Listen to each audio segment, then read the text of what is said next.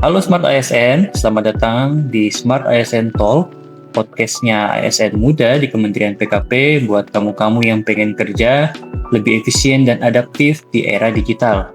Dengan saya Vio sebagai host kamu pada malam hari ini, dan kali ini kita bakal ngobrol-ngobrol santai tentang topik yang hangat nih, tantangan penerapan digitalisasi workspace di Kementerian PKP. Saya nggak sendiri, terang saya udah ada teman-teman dari kelompok 4. Seperti kata pepatah, tak kenal maka tak sayang. Jadi yuk kita kenalan dulu. Lihat nih ada Mbak Uyun nih. Boleh dari Mbak Uyun, silahkan. Halo semuanya, saya Uyun dari bidang IT. Sekarang saya lagi sering ngurusin sistem dan juga keamanan data kantor. Halo semuanya, perkenalkan saya Yasra. Saat ini saya tergabung dalam tim kerja Subbagian Umum dan Tata Usaha, di mana biasanya saya sering mengurus administrasi kantor seperti surat menyurat, dokumen administrasi, dan juga laporan. Jadi saya pribadi sudah merasakan perubahan terkait digitalisasi di zaman yang modern ini. Oke, baik, salam kenal semua. Saya Ulfa, saya dari perencanaan. Saya dan tim banyak menggunakan aplikasi kolaborasi untuk penyusunan laporan dan program kerja. Dan saya Mercy dari bagian kepegawaian. Fokus saya lebih ke pengelolaan SDM dan literasi digital ASN. Nah oke, kita udah saling kenal nih. Tanpa berlama-lama, kita langsung ke topik aja ya teman-teman. Kementerian PKP kan sekarang lagi gencar banget nih menerapkan digital workspace-nya. Tapi jujur-jujur nih, ternyata nggak semudah itu ya. Saya penasaran nih dari sisi IT-nya Mbak Yun, boleh sih apa tantangan paling kelihatan di lapangan? Oke, Mas Vio. Jadi yang paling terasa itu soal keamanan data ya, Mas. Sepertinya kayak semua dokumen dan proses kerja kan udah pindah ke sistem digital. Otomatis resiko kebocoran data dan serangan cyber juga makin tinggi. Nah, masalahnya belum semua unit kerja itu punya proteksi yang kuat. Kadang kayak passwordnya masih sederhana, terus akunnya masih di-share bareng sama orang lain. Nah, padahal kan itu bahaya sekali ya, Mas, sebenarnya. Wah iya ya, ngeri ya. Itu kayak kebiasaan kecil, tapi dampaknya besar itu. Kalau dari sisi umum gimana nih Mbak Yasra? Kalau dari Subbagian Umum sendiri, tantangan yang paling besar itu sebenarnya adaptasi kebiasaan, Mas. Banyak rekan kerja kita itu yang masih terbiasa untuk bekerja secara manual, terutama untuk rekan-rekan kerja kita yang umurnya udah nggak muda lagi ya. Tiba-tiba mereka harus menyesuaikan diri untuk pindah ke sistem yang serba online ini, dan itu cukup membingungkan mereka sih. Tapi sebenarnya kadang di kerjaan itu memang lama di awalnya aja, tapi seiring dengan waktu berjalan mereka belajar, lama-lama justru kerjaan itu jadi lebih cepat karena pakai digitalisasi ini.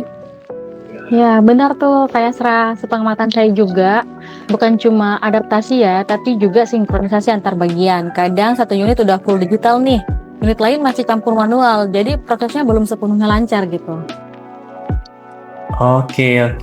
Nah, dari hasil analisis kelompok kita nih, kita sepakat dulu ya, ternyata akar masalah utama ada di lemahnya integritas dan keamanan data ya berarti. Nah, kalau dari Mbak Mercy nih, bisa jelasin dikit nggak? Kenapa itu jadi yang paling serius? Ya, karena data itu aset yang paling utama. Kalau keamanan datanya lemah, bisa berisiko bocor atau disalahgunakan. Apalagi data di Kementerian PKP kan banyak yang strategis tuh, terkait proyek nasional dan keuangan negara.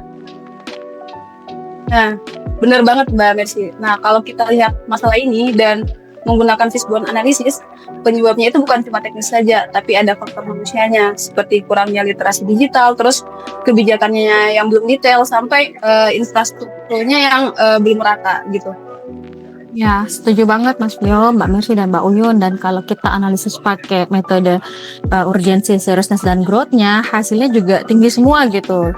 Dari beberapa penyebab yang menjadi akar masalahnya. Artinya, masalah yang tadi disampaikan Mbak Mercy terkait keamanan data yang lemah ini tuh nggak bisa ditunda. Karena makin lama dibiarkan, resiko serangan dan kebocoran makin luas gitu.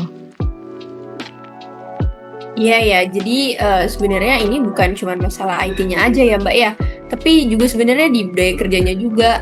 Nah, kita itu sekarang butuh mindset ASN yang aware sama keamanan digital. Oke, kita udah sepakat kan tadi akar masalahnya itu di keamanan data dan mindset digital dari ASN itu sendiri.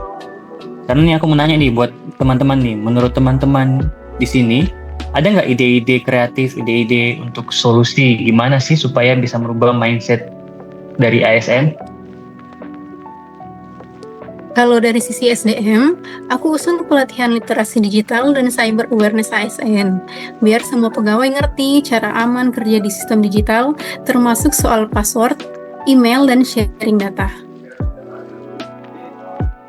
Nah, aku setuju banget nih Mbak Mercy. Kalau dari sisi teknologi ya, ide solusinya itu bisa diterapkan menggunakan sistem backup otomatis dan juga aktivasi CSOR atau biasa itu dikenal dengan Computer Security Incident Response Team. Jadi kalau ada tiba-tiba misalkan kita itu udah punya tim tanggap darurat cyber internal ya Mas. Jadi mereka langsung siap turun tangan. Nah, iya juga sih. Tapi menurut saya itu sebenarnya yang paling inti itu ada di kebijakan. Kita perlu buat SOP untuk keamanan digital atau aturan Zero Trust Policy. Artinya nggak boleh lagi sharing akun antar pegawai. Semua akses harus punya tanggung jawab individu masing-masing. Iya, selain itu menurut saya sosialisasi juga penting. Kadang peraturan udah ada nih, tapi orangnya yang belum paham gitu. Jadi kita perlu pendekatan ringan, bisa lewat konten edukasi digital singkat atau kampanye internal, misal temanya kerja aman, kerja cerdas. Wah, keren-keren nih semua idenya, semua pendapatnya. Nah, jadi intinya tuh ya, transformasi digital itu harus seimbang ya, antara teknologi, kebijakan, sampai ke kesiapan dari SDM-nya. Nah, kalau semua gagasan tadi udah diterapkan, kira-kira dampaknya bakal kayak gimana sih?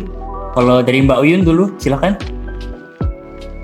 Oke Mas Vio, jadi kalau dampak paling terasa sih pasti dari segi kecepatan dan juga keamanan kerjanya ya Mas. Data itu jadi lebih terjaga, terus kemudian kerja jadi lebih efisien. Kita kerjanya juga akan was-was atau takut lagi nih kena serangan cyber. Iya Mbak, dan yang lebih penting, muncul budaya kerja baru, yaitu ASN jadi terbiasa berpikir kritis, berhati-hati, dan tetap terbuka sama inovasi. Bener banget tuh, digitalisasi itu sebenarnya bukan cuma soal alat, tapi soal pola pikir. Kalau mindsetnya udah terbentuk, sistem apapun pasti bisa jalan. Ya, setuju banget teman-teman. Dan kalau kita semua punya digital ethics, sadar akan digital safety, dan ya membangun semangat Smart ASN tadi, pasti Kementerian PKP bisa jadi contoh transformasi digital yang sukses di pemerintahan. Wah, luar biasa semua nih insight malam ini nih. Jadi kesimpulannya nih ya, penerapan digital workspace itu bukan cuma perubahan cara kerja, tapi perubahan budaya kerja dari ASN. Nah, terima kasih banyak nih buat teman-teman yang udah boleh sharing malam ini. Walaupun singkat waktu kita, tapi semoga bermanfaat ya. Dan untuk teman-teman ASN lainnya, mari yuk sama-sama wujudkan ASN yang berintegritas, adaptif, dan siap menghadapi era digital. Setuju kan Mbak semua? Smart ASN, Smart Governance. Smart Governance, Smart PKP.